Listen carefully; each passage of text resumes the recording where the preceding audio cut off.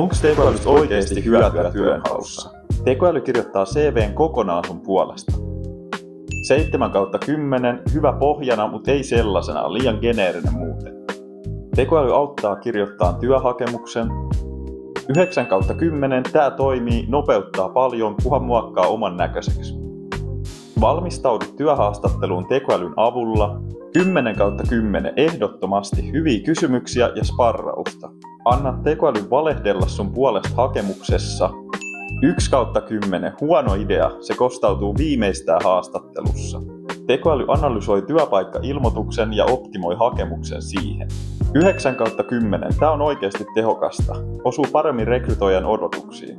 Käytä tekoälyä palkkatoiveen arviointiin. 7/10, ihan hyvä suuntaa antavasti, mutta ei täysin luotettava. Yhteenveto tekoälystä työnhaussa. Ihan huipputyökalu, jos sä käytät sitä fiksusti, mutta ei korvaa omaa ajattelua.